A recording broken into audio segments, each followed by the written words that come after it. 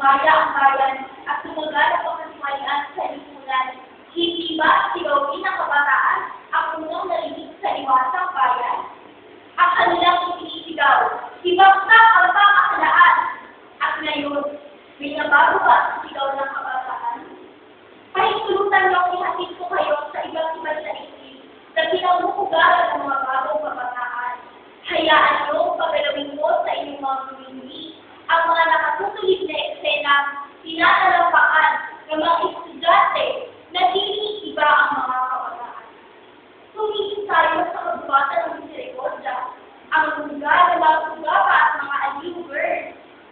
Narito, ang mga kabataang buhay pa'y pinapawala ang katawan ng buhay.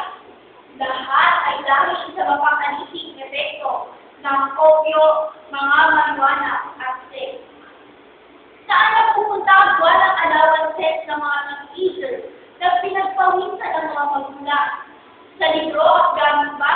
O sa kandungan ng mugong agogo dancers? Natututo ba ng mabuti ang mga nag-eater na babae? O natutulong magsinungaling sa madalas na kagawin? Kayo mga nakikinig, hinihiling ko kayo'y tumayula at tulungan ako sa paghahanap. May nawawalang niya sa ating inang bayan. Noon ay itinangako ito ni Rizal na siyang pag-aktak sa araw ng buha. Ngayon ang araw na ito, ang mga nawawalang niya ng ating inang bayan ay ang ating mga kabataan. Nawala ba silang sukat at tuluyang napalaot sa kumuloy ng kainuanan at nawala ng pahihigang panlipunan? Hindi nabigo ang mga bayani. Hindi lahat ng kabataan ay bulakbol at mabisyo. Hindi ba't kabataan ang nagbigay sa Pilipinas ng medalyang ginto at salibong karangalan sa larangan ng kalakasan? Isang Lisa de Vega na dahil sa ganda at bilis ay muli na ibangon ang nanlalamig natin kasayuang pang-atletiko sa Asia.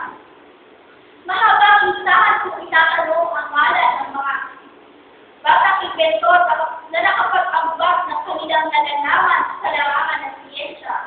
Sila yung mga batang inventor na tumulak sa mga teknolohiya sa sagot sa problemang panlipunan at pang-ekonomiya ng bansa. Nariyan si Edwin Aguirre sa kanyang gawang teleskopyo, si Lea Salonga sa larangan ng pag-awit. May mga kabataan din tayong magdodoktor ng puno ng idealismo. Nariyan si Gertrude Barros, na isang babaeng mahusay rin sa larangan ng pamamahayag. Ngunit, pinilit kumuha ng medisina sa kadahilan ng mas madaling maging mabuting doktor kaysa mabuting manugang sa payo ngayon. Hindi niya sinabing mas madaling yumaman kung ikaw ay doktor kaysa manugang. Ang mentalidad na kailangan natin ngayon ay hindi pakaibig katulad ng kanya.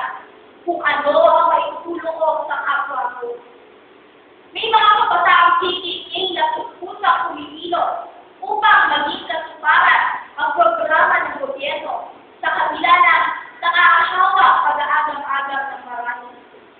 Nariyan din ang libo-libong kabataan na walang hukay sa pagtulong sa kapwa.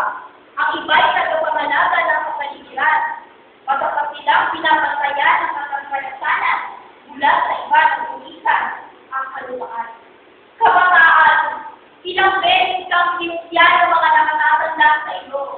Ilang beses kang pinagbintahan ng masama. Wala sa iyo idealismo na mga tinulungo. Imoral, papaya, paisa-isangkal, pabigat. Ang mga paratang na iyan na ilang beses mo rin pinagdihan. Kapain mo ang kanilang kalooban at madama mo doon ang naglalata ng pagsisimagsi na dapat akulain para huwag lang sumabog at mailog. Kabataan ay tutungo pa sa pagdakila tulad ng ating bansa. Ang pangitain noon ni Rizal ay patuloy na matutukan habang may kabataan magluluwas. Kabataan. Habang may kabayanihang aapoy na magnilingat at magsasabog ng liwanag. At mula sa liwanag na iyon, ibabangon mo